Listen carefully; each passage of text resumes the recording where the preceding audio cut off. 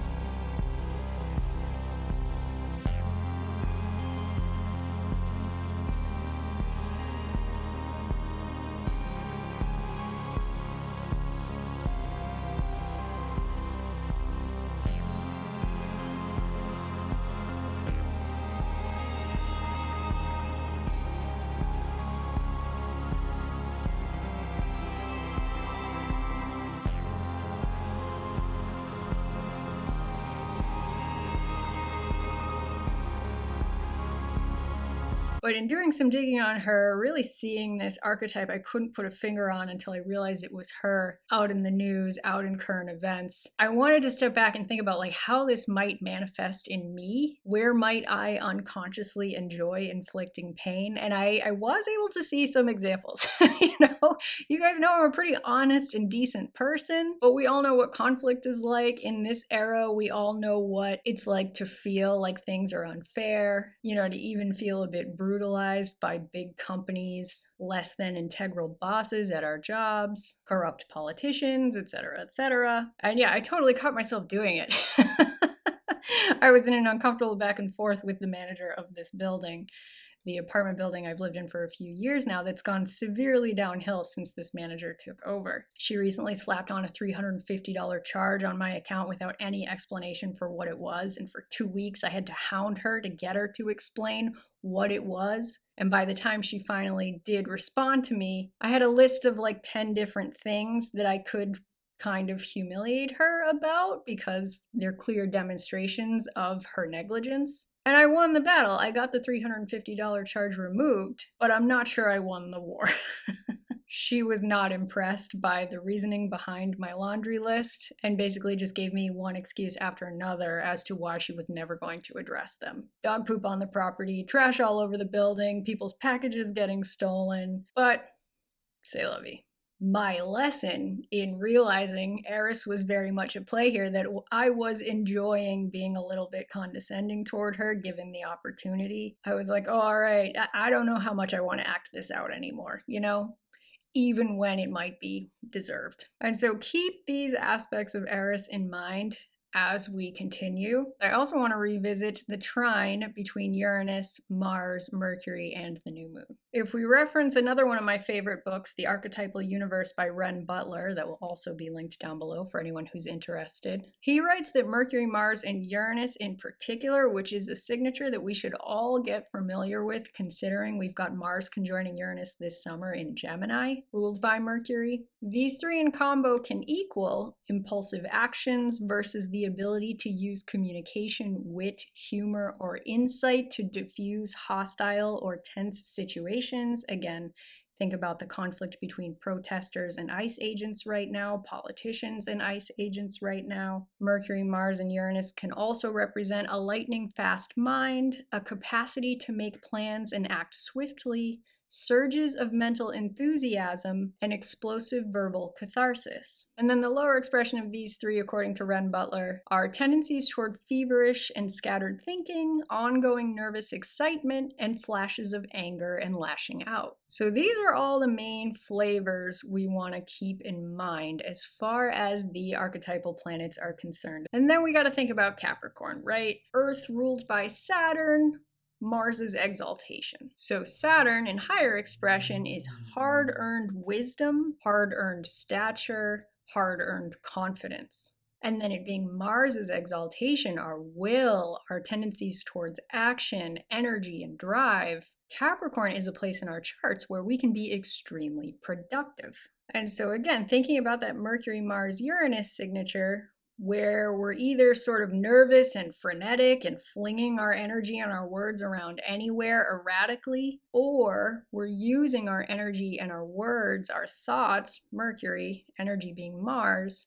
will being Mars, innovatively, Uranus, towards autonomy, Uranus, to break free from constraints, again, Uranus. And it turns out Eris's two higher expressions are being extremely motivating for people, usually through competition. In the mythology, she tends to live in the roots of the earth and motivate lazy men to look at their neighbors, look at the people around them who have the things they wish they had, and use that comparison to motivate themselves toward action. Eris's other higher expression is a fierce defender of the people, which again, with my example of protesters and ice agents, we can really see that at play right now, and we're going to notice this all throughout this 2¼ year cycle in 9-month increments, because Eris is playing a heavy hand in each stop along the way, which we'll look at in a second. But first, using the sidereal zodiac here, you'll see our new moon, Mars, Mercury, they're all still in Capricorn, joined by Venus and Pluto here too. I think Venus lending some creativity as well as social ability, right? Venus in higher expression is social cohesion. She attracts. And then of course Pluto here lending power and confidence, the ability to really plumb to the depths to get what we need. Now the nakshatra that we're in is called Uttara Ashada. It's one of the better nakshatras of the entire zodiac. If anybody's looking for a great book on the nakshatras, 27 Stars, 27 Gods by Vic Dakara. He's also got a great YouTube channel. That one will be linked down below as well. Now the imagery, the symbol for this nakshatra is an elephant tusk. It's known for being particularly invincible. He suggests picturing an elephant charging a gate, right? Nothing's going to stop that elephant from knocking over that gate, getting through to wherever it's needing to go. And what gives this nakshatra its power is the ability to pull together many different divergent resources and coordinate them accordingly to work toward a common purpose. This nakshatra is known for being invincible, undefeatable, empowered, and well-resourced, motivated like we were saying with Eris, and innovative, clever, and willful like that Uranus-Mercury-Mars signature. It seems very clear that throughout the different stops along the way this cycle, again, starting now with the new moon, we won't be able to see the pattern exactly yet,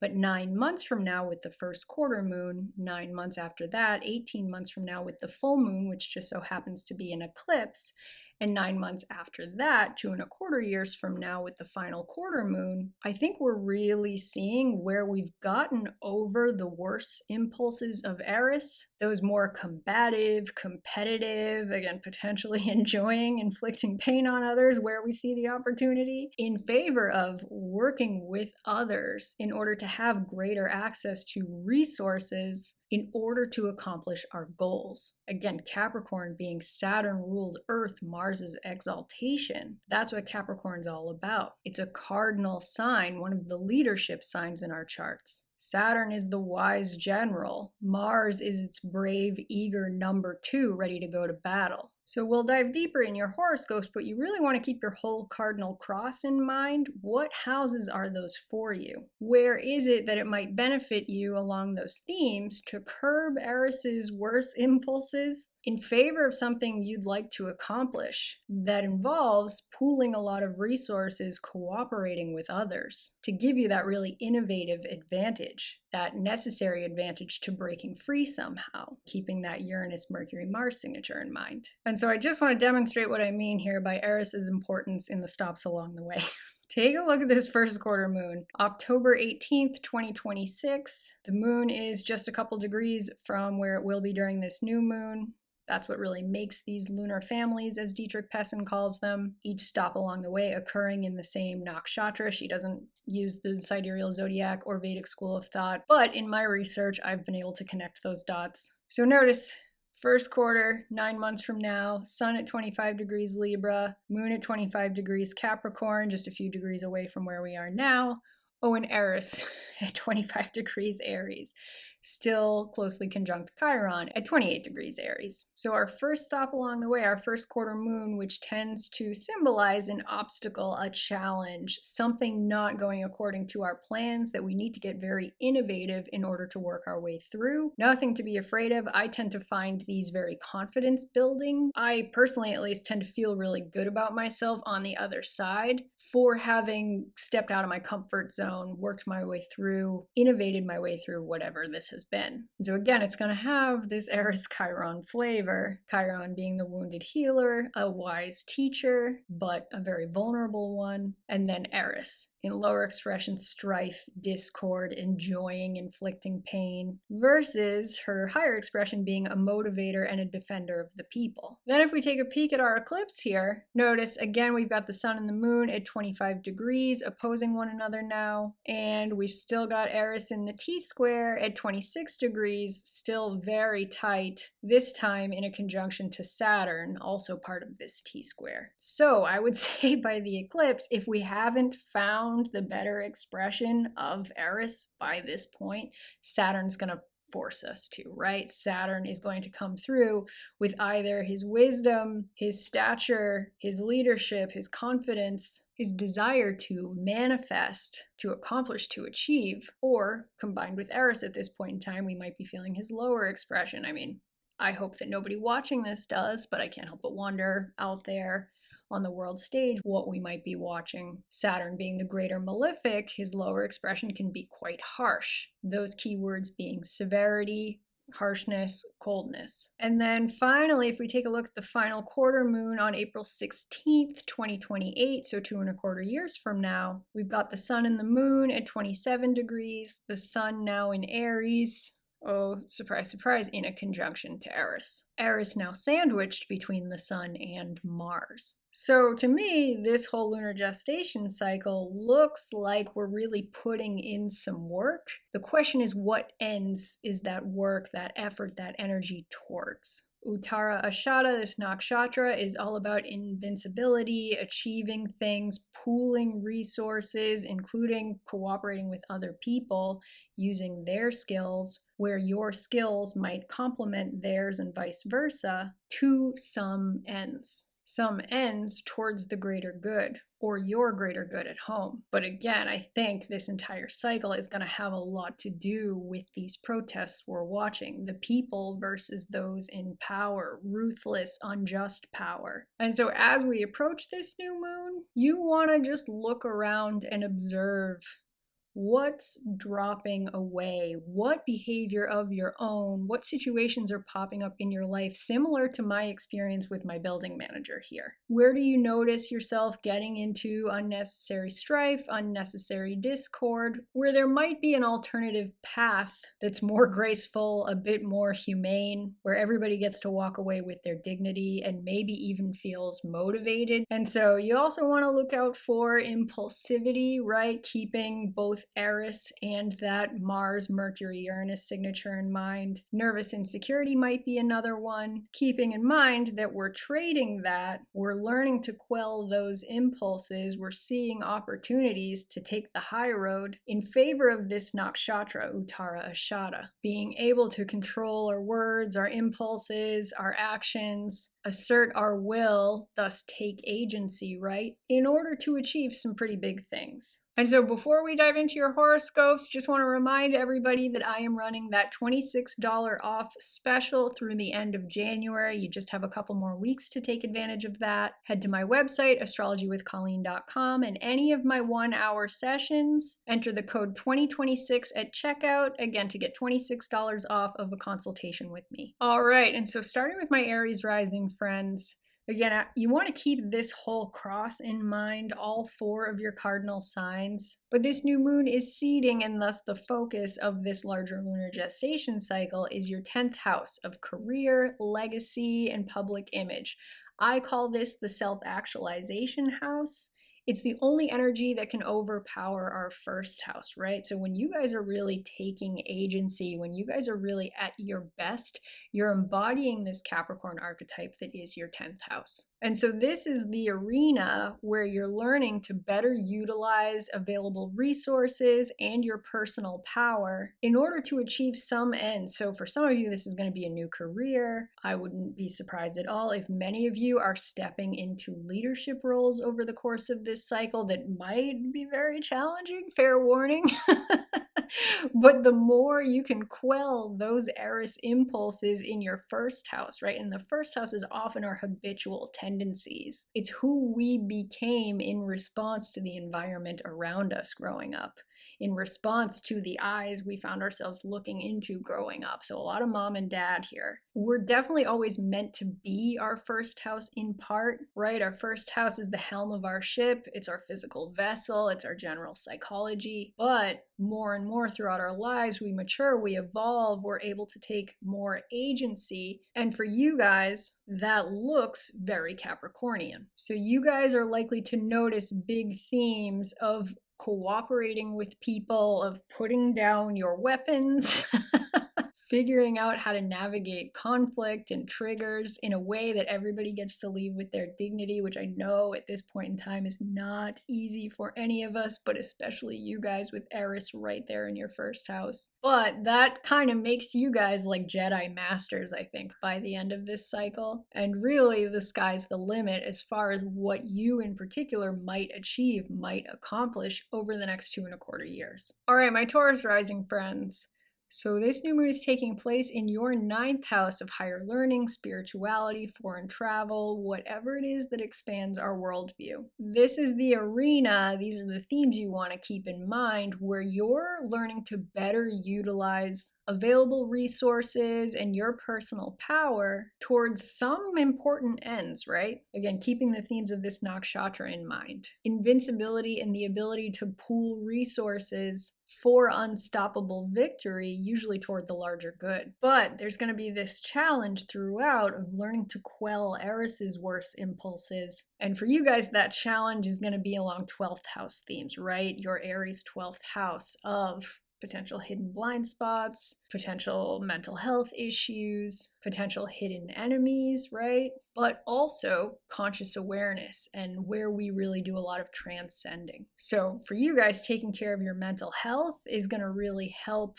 quell Eris's desire for conflict, desire for strife, and sometimes unconscious desire to inflict pain on others. The 12th house is also a house of isolation, especially if you have planets there, making sure that you take enough time out away from your electronics, away from other people, away from stimulation to really process your daily experience. That might just be the key to success for you guys over the course of this 2.25 year cycle. All right, my Gemini rising friends. So this new moon is taking place in your Capricorn 8th house.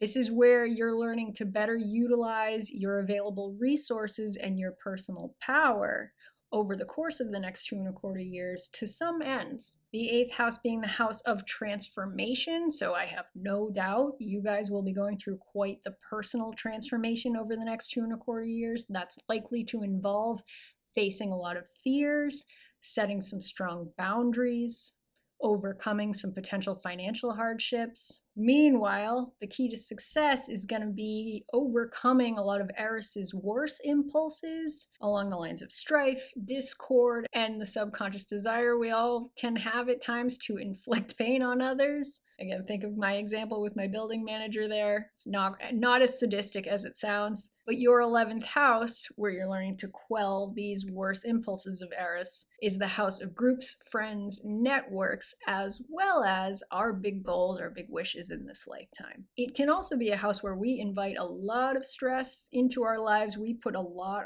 on our own shoulders, often beyond our actual capacity. And so you guys just want to be on the lookout for that tendency, right? You're Gemini risings. You're very curious. You like to be on the go. You like to socialize. Where might you be doing that to the point where you're building a lot of that Eris resentment? And where might there be an opportunity to channel her better impulses of motivating other people and fighting on behalf of the common good? So those are going to be the big themes for you guys. All right, my Cancer rising folks. This new moon is going to be taking place in your 7th house of one-to-one relationships, marriage, business partnerships, any mono setting, how we show up in those, how we habitually tend to behave in those. It's also the house of open enemies, which, hopefully the majority of us don't have. But, again, keep my example with my building manager in mind. Some of us can't help it at this tense moment in history, moment in time that we're living through. And so this is the house, these are the themes in the arena where you guys are learning to better utilize your resources and your personal power. For you guys, that's going to be heavily along the themes of like human resources, partners that you have, partnerships that would be advantageous for you and your goals. And then Eris is going to be challenging all of that, asking you to get the better of her, that motivating factor she has, as well as her being a defender of the people, which is a big theme right now with this Saturn-Neptune cycle closing out and seeding anew in the next couple weeks. Again, her worst impulses being strife, conflict, a desire to have the other person we're in combat with suffer. Her better impulses being very motivational, the ability to motivate others. In this case, that's likely to be towards a common good, towards a project you and this other person are working on together. So this one being angular, again, you want to take any planets you have in any of your cardinal cross houses in mind, factor those in, and those other 2 house topics are going to be playing a part as well. Your 1st house being you, and your 4th house being your foundation, potentially your home environment. All right, my Leo rising friends. So this new moon is taking place in your Capricorn 6th house. This is the arena where you're learning to better utilize your available resources and your own personal power. This is the house of health, wellness, also daily drudgery, servitude, and our pets. This is a house that has a lot to do with work, chores. I've started to think of this house as the attitude of gratitude stuff, like brushing our teeth, like taking our dog out for a walk, even if it's freezing cold, or, maybe being nice to our boss, even though they can be a bit of a jerk, that kind of thing. Like, okay, I don't love having to do this, but I'm grateful I have a job. I'm grateful I have this dog. I'm grateful I have this physical vessel. Let me go to the gym even though I don't want to right now, that kind of thing. And so for several of you, I think there are going to be some big health wins over the course of this cycle. For others, there's going to be some big wins at work, likely in a team environment. And the secret to success is going to be combating Eris's worst impulses coming from your 9th house, your Aries 9th house. This is the house of higher learning, wisdom, foreign travel, whatever it is that expands our worldview. So if you guys get the opportunity to travel, do it. If you get the opportunity to, deeply study astrology or, take a college course, a certification of some sort, anything spiritual, anything religious, whatever's going to inspire hope in you and make you feel deserving, make you feel like there's an open horizon in front of you instead of like an Eeyore-esque rain cloud over your head. When you notice that, that's when you're likely to get the worst or the better of Eris. Again, the worst being that impulse towards strife, conflict, even enjoying inflicting pain on others. Think back to my building manager example. Or in higher expression, where you're really able to motivate those around you to work with you towards a greater ends. or where you might be feeling motivated to defend others. You want to take your whole cardinal cross in mind here, especially if you have any planets in these signs and houses. But those are going to be the main themes for you guys throughout this larger 2.25 year cycle. All right, my Virgo rising friends. So this new moon is taking place in your Capricorn 5th house. This is where you're learning to better utilize available resources and your personal power. This is the house of your unique intelligence, as well as the house of passion, recreation, romance, children if you have those. I call this the flow state house. It's whatever lights you up, whatever gives you that sense of time not existing, of real authentic joy. And so this is a pretty exciting one for you guys. It's along those themes that you appear to be accomplishing something pretty big over the course of this 2.25 year cycle. What you want to look out for is Eris in your 8th house. Which has got to be a tricky placement, you guys. The 8th house, of course, being the house of our greatest fears. I call it the house of uncomfortable shit that nobody likes to talk about, being shame, financial entanglements with others, power and manipulation dynamics. But, in having to confront those things, we wind up doing some of our best transforming over the course of our lives. So I have no doubt this is going to be a quite transformative cycle for you guys. Again, keeping an eye out for Eris's worst impulses, which can be especially pronounced here considering the house topics. That being strife, discord, and, a potential subconscious enjoyment in inflicting pain on others, right? You guys are Virgo risings. You're very smart, right? You guys are very smart and very capable. I would think of examples like mine with the building manager. Where might you use your wit to potentially be a little condescending at times? Not calling anybody out there. You guys might be better people than me.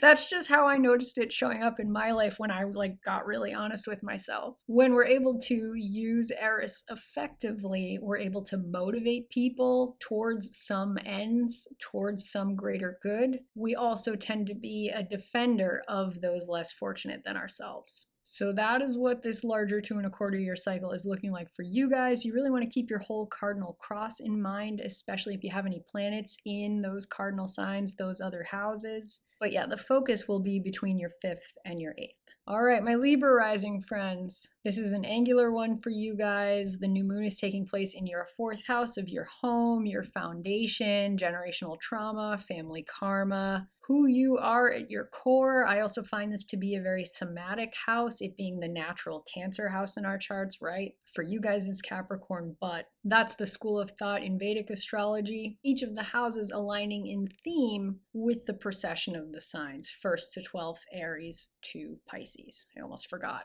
for a second there. But anyway, so it's along those 4th house themes of home, foundation, your roots, generational trauma, family karma, that kind of thing, where you guys are learning to better utilize your available resources and channel your personal power towards some greater ends. Meanwhile, with Eris in your 7th house being squared throughout this whole cycle, this is the arena that you're going to want to keep an eye out for those worst impulses of Eris. Strife, discord, some enjoyment in potentially inflicting pain on others. Again, think of my building manager example. We all have an Eris in our charts. It's not an easy one to admit, but when we're able to identify it, we can flip that to Eris's better qualities of being able to motivate others, work together with others towards our ends, as well as being a defender of the people, being a defender of those less fortunate than ourselves. So again, you want to keep your whole cardinal cross in mind. This is an important one for you guys because it's angular. It's the houses in your chart that have the most to do with you. But those 4th house, 7th house themes are going to be the main themes throughout this 2.25 year cycle. All right, my Scorpio rising friends, my people, this new moon is taking place in our 3rd house of community, neighborhood. Again, think back to my example with my building manager. This is also a house that has everything to do with communication, and it's the joy of the moon, so I find it helpful to think of it as the house of our habitual behaviors, our routines, our rituals on a daily basis that wind up driving us habitually on a daily basis when we're out in our neighborhood, when we're at our local coffee shop, our grocery store, etc. In neuroscience, they talk a lot about something called the default mode network. It's like that. When we're on autopilot, who are we? The third house is also the house of grade school as well as siblings. So these are the topics. This is the arena where over the course of the next 2.25 years, we are working on learning to better utilize our available resources and wield our personal power. Meanwhile, with Eris over in our 6th Aries house, those 6th house themes are where we're going to notice we're either able to work with Eris and motivate others, channel that energy of being a defender of the people, or where we might notice her lower expression, that being our impulses towards strife, conflict, and potentially enjoying inflicting pain on others. And so it being our 6th house, for some of us, that's really going to show up at work, whether we're getting those higher or lower expressions of Eris. But for us in particular, I think our health and, our routines, right? Both the 3rd and the 6th houses have a lot to do with routine and ritual. 6th house, health routines. 3rd house, behavioral routines. What are we doing to take care of ourselves on a daily basis that sets our physical health up for success? 6th house being opposed by the 12th house, 3rd house opposing the 9th house, right?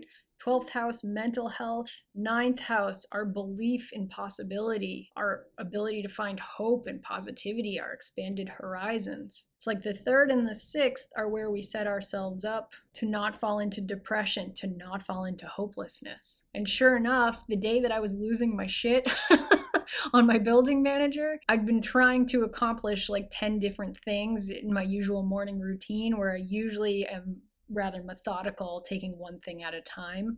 I was very scattered that day, and oh boy, did it come out in that email. That sort of nervous tension that is also a signature of this cycle because of that Mars-Mercury-Uranus trine. So we want to keep our whole cardinal cross in mind here, especially if you have any planets in those signs tightly aspecting this new moon or tightly aspecting Eris. But again, community, neighborhood, the way we communicate, the routines and the rituals that set us up for success on a daily basis. That's where we're really potentially accomplishing something pretty big throughout the course of this cycle. And again, keeping those routines and rituals in mind, particularly regarding our health, that's going to be the key to success. All right, my Sagittarius rising friends, this new moon is taking place in your 2nd house of finance. This is a house that has a lot to do with family values, with the most basic fundamental resources that we need to sustain ourselves, what goes into our mouths, like food, and what comes out of our mouths, like our ability to advocate for ourselves and our needs. So this is the arena where you guys are going to be learning to better utilize your available resources and channel your personal power.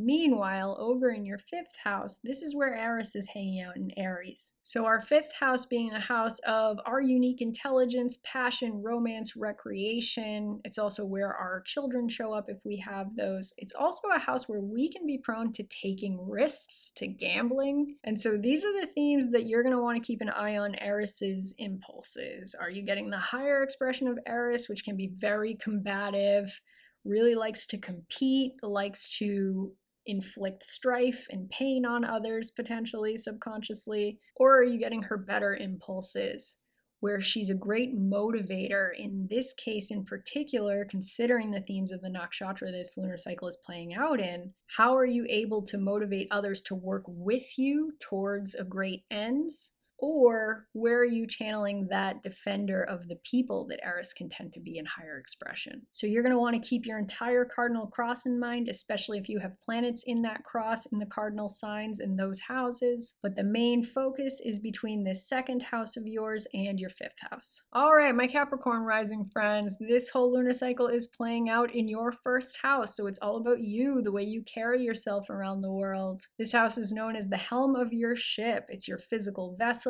It's your general psychology, your style, the way you carry yourself. I think of it as the invisible filter around us that we experience everything through, and anyone that we interact with their experience of us is through that Capricorn filter as well. So this is the arena where you're learning to better utilize your resources as well as harness your own personal power over the course of this 2.25-year cycle. And you're going to notice that's in contrast to Eris over in your 4th house. Your 4th house being your home environment, your earliest nurturing environment, your foundation, your roots, generational trauma, family karma, that kind of thing.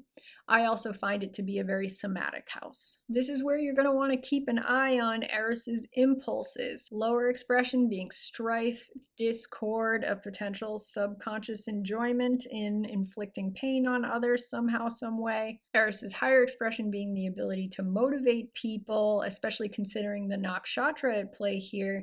That's going to be towards a greater ends. You might also notice those defender of the people themes as well. So who in your home do you need to work better with? Who in your home might you need to defend? You want to keep your whole cardinal cross in mind, especially if you have any planets in these houses, in these signs. But it's very much about you. This is a big personal voyage you're embarking on. And if you're trying to achieve anything, accomplish anything out in the world, very Capricornian, this is likely to be a very exciting cycle. But again, the key to success is going to be being aware of Eris's better and worse impulses and how they show up in you, particularly in your home environment, and stemming from any ancestral stuff. What did you inherit from your parents along the lines of strife, conflict, or the ability to motivate people, the desire to defend those who may not be able to defend themselves? So a big one for you guys. Hit me up for a reading if anybody could use any help. All right, my Aquarius rising friends, this new moon is taking place in your 12th house of potential hidden blind spots, hidden enemies. It's your mental health house.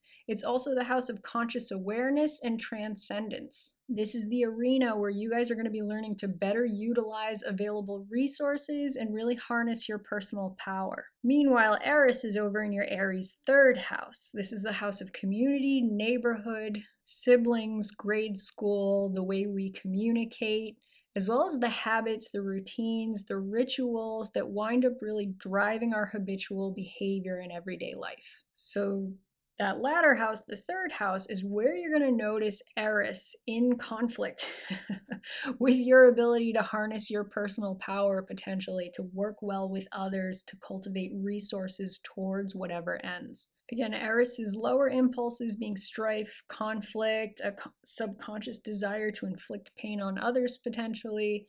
Higher expression being the ability to motivate others to work with you towards some ends, or an opportunity, a desire to defend those less able to defend themselves. You want to keep your entire cardinal cross in mind, especially if you have any planets there, any planets in tight aspect to Eris or this new moon. But yeah, a big focus on mental health, a big focus on the routines and the rituals that set you up for success to optimize your mental health, to keep your conscious awareness raised, and I think to work with others with the awareness that we all have hidden blind spots, right? So that cooperation with others, seeing others as a resource to help you, because no man, no person, no woman, whatever, sorry, can do it all alone. We all need help. And so you guys are Aquarius risings. Community is kind of your jam. Larger systems, larger ecosystems, and understanding that everybody has a place within that larger ecosystem is really your strength. So I think this is going to be an exciting cycle for you guys. Definitely a lot of growth. All right, last but not least, my Pisces rising friends. So this new moon is taking place in your 11th house, which is the house of big wishes, big goals, groups, friends, networks, as well as a place we can tend to put a lot of stress on our shoulders in pursuit of those things. This is the arena where you guys are learning to better utilize available resources and assert your personal power over the course of this cycle. Meanwhile, Eris in Aries is over in your 2nd house. So this is the house of our finances, our most basic fundamental resources. Think what goes into our mouths, like food that we need to sustain ourselves, and what comes out of our mouths. What is our ability to advocate for ourselves in our most basic fundamental needs, our most primal needs? This can also be a house that has a lot to do with family values, right? Where did we inherit our parents' attitude towards money, for better or for worse, potentially? Where might we have needed to sacrifice our needs on a very basic fundamental level for others in our family, potentially? This is where you're really going to notice Eris, for better or for worse, squaring off with every stop of the way in this cycle. Eris's lower impulses being that subconscious desire, or not so subconscious, to engage in strife, to inflict pain on others, to engage in conflict. In higher expression, though, Eris is a motivator. Where are you able to motivate others to help you provide for yourself, to help you acquire resources, to help you be able to advocate for yourself? Or where have you learned a lot through this house that you're able to defend those who could use your help, them being unable to defend themselves for whatever reason? So you want to keep your whole cardinal cross in mind, especially if you have any planets in your cardinal cross in any of the cardinal signs, any of these houses. But the main tension, the main push-pull is going to be through that 11th house of yours, where you're really going to be able to potentially accomplish some big things, really lean into those themes of networks, groups, community that go hand in hand with this nakshatra. And again, that's squaring off with Eris in your second house. So that's where you're going to want to watch out for the tension. But with Capricorn being your 11th house, the house of big wishes, big goals, some of you could be achieving some really exciting things over the course of this cycle. All right, so hopefully everybody found this helpful today. Keep in mind, with all of the themes that we talked about, that at this point in time, we're not done with the year yet regarding Chinese astrology. So that year of the snake that was 2025, we're still in that. We're still shedding that outer layer of skin. The year of the fire horse, that doesn't initiate until February 17th with the Aquarius new moon. So we've got 1 month left of really shedding that outer layer of skin. And with any new moon, even though, yes, it is technically the seeding of a new cycle, we personally aren't the ones doing the planting. We're more wanting to go slow, be still, observe in the days surrounding the new moon. What energetic patterns, what current do you see the universe has you flowing in along the themes that we discussed today? How can you set yourself up for success? What do you need to observe? What do you need to let go of in order to make the most of this cycle, in order to walk through this cycle with the most awareness, the ability to take as much agency as possible? Because again, with the themes we're talking about here, the nakshatra tells us there's a potential to really achieve some exciting things by way of being able to cooperate with and motivate others. But that tension with Eris tells us there will be the impulse towards strife. There will be the temptation towards conflict. What do we need to do along the themes of the house topics we covered in your horoscopes to ensure we're getting the better of Eris, we're able to work well with others as resources towards our ends, as people too, of course. But people are who we work with to get what we need in life. None of us can walk through this life with tunnel vision, right? That's really the main theme of this entire cycle. But the key is going to be noticing those impulses towards strife, towards conflict that we all inevitably have. So if you'd like to take advantage of these last days of the special I'm running, head to astrologywithcolleen.com. You can use the code 2026 on any of my 1-hour sessions to get $26 off. That'll be good through the end of January. Thank you for watching. Please don't forget to hit the like button and subscribe, and I'll see you in the next one.